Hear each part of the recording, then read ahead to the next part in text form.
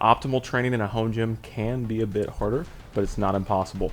Today, I'm going to show you how to take all of the home gym equipment you already have and actually solve chest training. Let's go.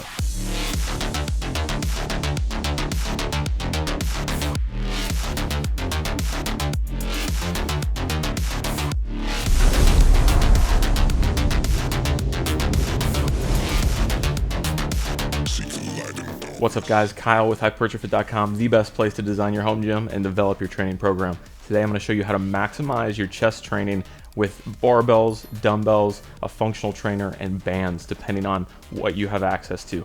If we look at the basic exercises most people are doing for chest out of a home gym, you think bench press, you think dumbbell work, you think flies, whether that's with cable or dumbbells, and they all have their strengths, but they all have inherent weaknesses.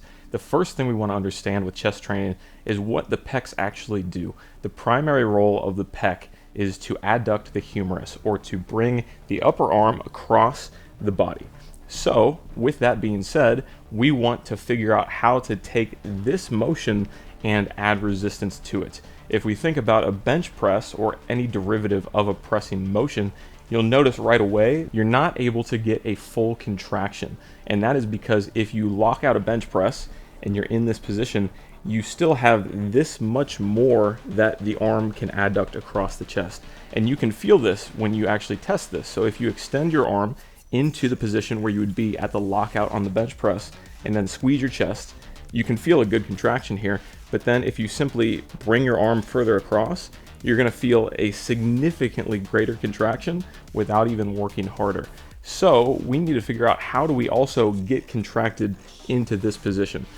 Barbell's not going to work. Dumbbells also aren't going to work because, again, we're just resisting gravity. So we also need to think about isolation movements, and that's where flies can come into play. A dumbbell fly still isn't going to work here because at the top, we've just got all of our joints stacked and gravity is not even resisting against us here. But we can do something with a cable, and that is where cable flies can be very beneficial to get that shortened range of motion where the muscle is most contracted. And this is something that we really want to train if we're trying to grow our pecs maximally. Now, there is a problem with the cable fly and all fly variants, and that's that with these isolation movements, we have very little room for progressive overload.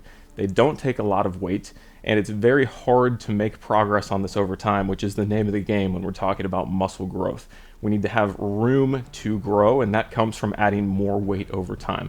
This is something that presses are great with, but again, those press variants that we're talking about, bench press, dumbbell bench, they don't have the ability to access the full range of motion under contraction. So you might think, well, you're probably going to need some sort of specialized machine. And if we really think about what it would take to make the perfect chest exercise, you would be right. We would be doing something that is going to allow us to press in a way that also adducts the arm. So we're not just resisting gravity, we're talking about more of an arcing motion.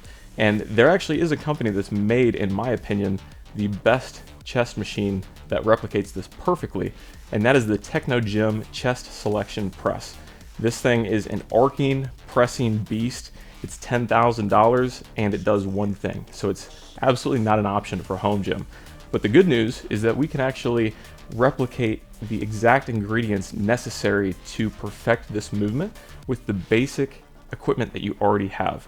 And that is dumbbells, a bench, and a functional trainer. And if you don't have the cables, you can also do this with bands. Let me introduce you to the dumbbell cable fly press.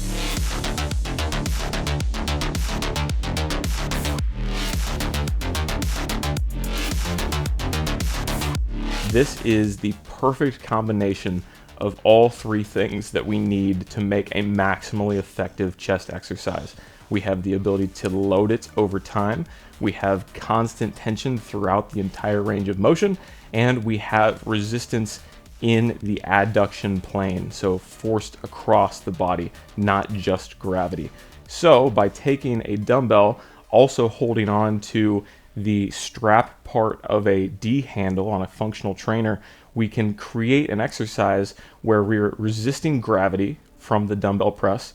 We are laterally resisting the cable, which is the adduction portion, and there is no point in this range of motion where the chest can relax. At any point, we are always resisting either gravity or cable lateral adduction, or both.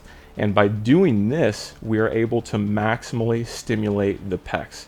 Now, this is not to replace your pressing or your isolation work. This should go right alongside it. So the way that I like to program chest training is 10 to 15 working sets over the course of 2 sessions in a week. And what this allows us to do is break this down so that we are training at maximum intensity across those sessions, as opposed to trying to get 15 working sets into a single session where your performance is going to be significantly lower towards the end of that session. And the way that I break these sets up is 4 to 6 sets on the compound pressing work, where we're trying to get stronger. The isolation work, so think your flies, cable crossover, still doing anywhere from 2 to 4, 2 to 5 sets, and really focusing on peak contraction and maybe even pausing at different ranges of motion.